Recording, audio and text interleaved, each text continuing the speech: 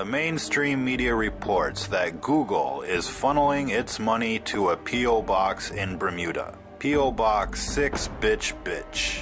This confirms the speculation surrounding Google Chrome's logo. That is to say that Google has been peddling the mark of the beast in plain sight. Just like Lucent Technology, also known as Lucifer Enterprise, whose former headquarters was at 6 Bitch Bitch 5th Avenue, New York. You couldn't make this stuff up if you wanted to, and the reason this is being done should be obvious to you, as these companies, Google and Lucent, are giants in the telecommunications field, and therefore it gives us a feel as to what these companies are thinking about. They're thinking about evil, they're thinking about destruction, about being diabolical. Google insiders will tell you as much.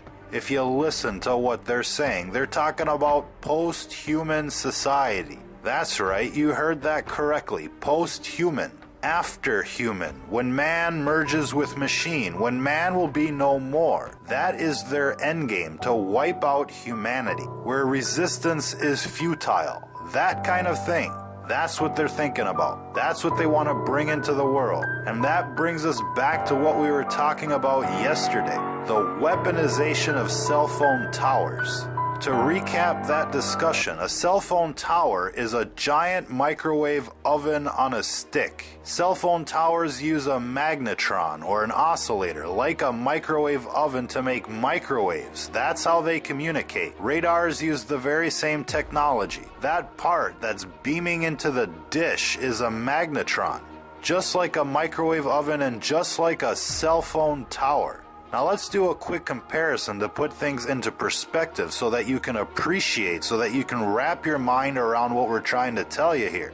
2 hair dryers together use about 2,000 watts of power, or 2 kilowatts. That's the same amount of power a telecommunications satellite uses to send a signal 20,000 miles away back to Earth. So 2 hair dryers equal the power used by a communications satellite to broadcast the length equivalent to the entire planet. And the Earth is about 20,000 miles wide. To broadcast the entire Earth, it takes 2 kilowatts, 2 hair dryers.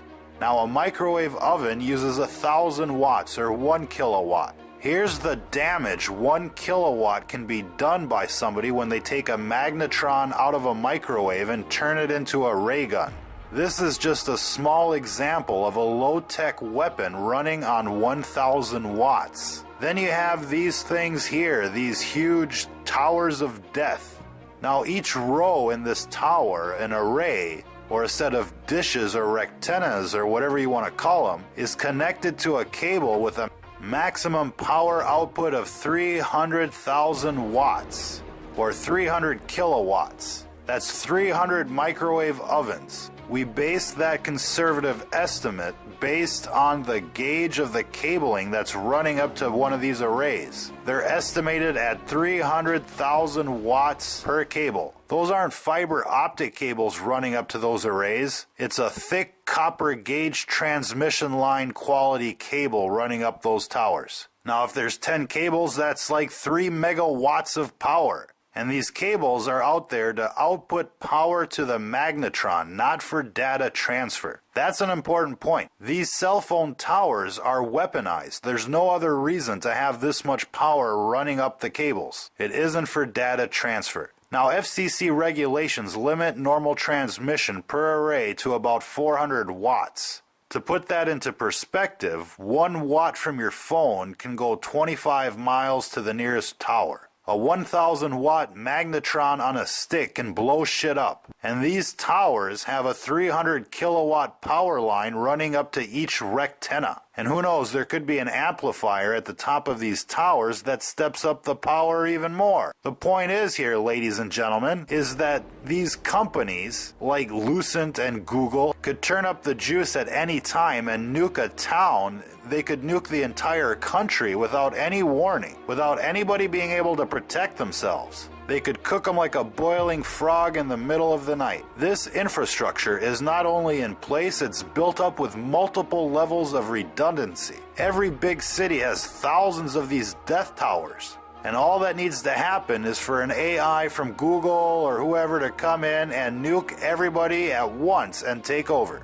Who out there remembers that movie Terminator? Well, Google doesn't have to send a Terminator to every door or launch a nuclear strike. It can just turn on these cell phone towers to maximum and cook everybody within the city limits within an hour.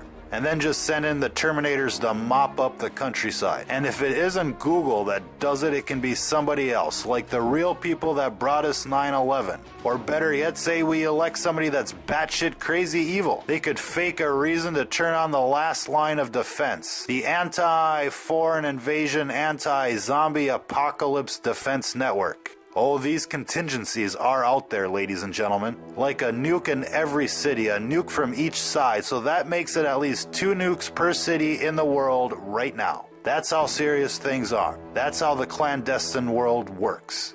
Add in these cell phone towers of death and the question becomes why? And the answer is because when they're ready, they'll end it all and move on to reconstruction of the post-human age. Our only possible defense is to stop them now, to stop them from getting what they want, which is the technology that lets them go post-human. They need a super AI, a drone army, a clone army, an army of Terminators, and a fully automated workforce. And the technology that lets them upload into the Borg hive mind and become an avatar forever. A virtual reality matrix where they can live their lives happily ever after. That's what they need, and as soon as they get it, they'll proceed with the extermination of those that will not comply. We've already seen the FEMA coffins everywhere, and so we know those who will not comply will be terminated. And the end game is clear. They want to go post-human. This scenario isn't 200 years away. It's right around the decade. What's important to remember here is that technology is punishment in disguise. It all has a side effect, and it's obvious that these companies that are running this technology, they are not our friends. Worse yet, they run our government. They control our food supply, our water supply, our air supply, but have no doubt their end game is the death of humanity. And so when you look at these cell phone towers of death, remember what you're looking at. There is no hiding from these towers, even though they try to hide these towers from your eye's view. Because they do not want you to see how outnumbered and how outplayed and how ready for the slaughter you actually are.